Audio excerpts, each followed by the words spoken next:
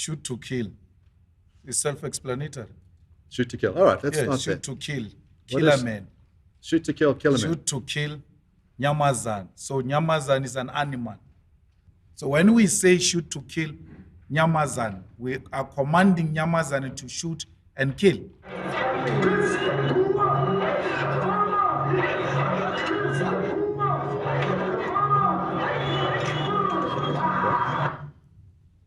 You also want me to interpret the language you hear? Yes, just so we're clear. What are you saying in that? Kiss the boer, kiss the farmer. I thought it's English. It is? Yes. And what does that mean? It means kiss. Kiss how?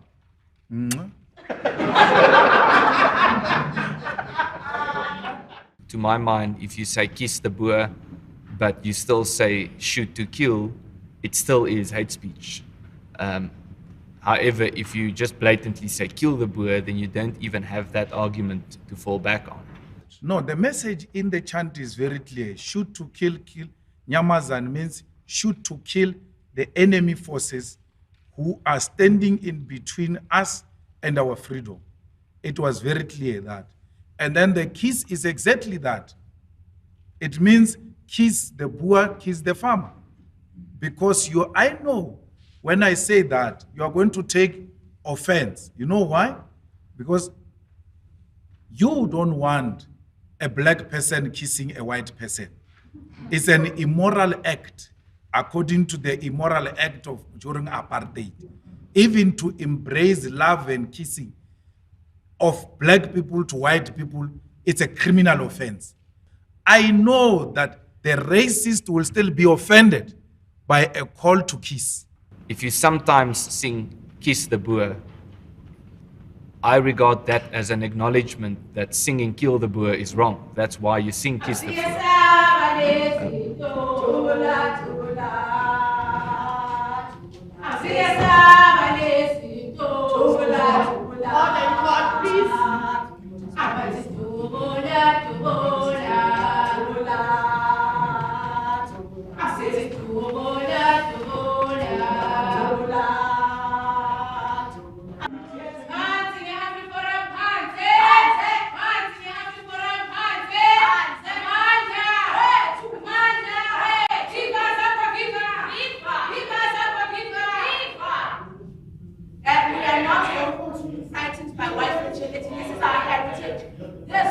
This music. We are not going to massage your feelings. We are not going to massage your white fragility, your white privilege.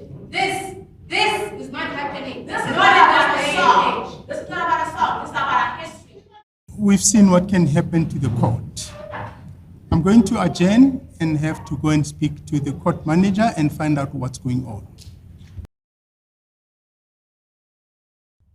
These are people who understand the situation, and I would take it working with the police. 9th of March 2010, when Mr. Malema was addressing a crowd of supporters at the University of Johannesburg. And he made a speech and then he burst into song. The lyrics are, "They are scared, the cowards. Shoot the boer or shoot a boer. They rape these dogs." There's also a translation that says, "They rob these dogs." In the weeks that followed, farm attacks increased. At least 2 farmers were murdered. You are singing about shooting the boers, and your supporters are talking about committing farm murders. But the reality is that these people are actually being murdered. Now, you testified earlier that boer means farmer, is that correct? Yes. So would it be kill the farmer? No. In a literal meaning, that's your interpretation. In our understanding, because we are not barbaric, we know that farmer gets to be used as a phase of land dispossession and the system that has rejected us and stolen property from us. That's what we mean by the farmer. But they understand that we're not referring to any group of persons in that context. How do you know they understand that? They would have done it by now. They have. No, they've not. But we continuously see politicians romanticizing violence against farmers, and we see it all the time. It has become a characteristical feature of political life in South Africa. There's political gatherings where songs are being sung about how farmers should be murdered. The single most significant and the single most influential person in this regard is undoubtedly Julius Malema. The black people roots know the first black person he saw is a domestic worker in his house when he grew up. The second black person he saw was a security guard at the gate when he got out. The third black person he saw was a cashier at the shop owned by white people. The fourth black person he saw was the cleaners where he went to school. Those are the blacks he has had an interaction with. And he thinks of us like that because that is his exposure to black people. And therefore, always characterizing us as non-thinkers, as baboons, as people who can't think. And that's why if they hear a leader says, kill the boer, they can go into the house and take machete and go and kill people.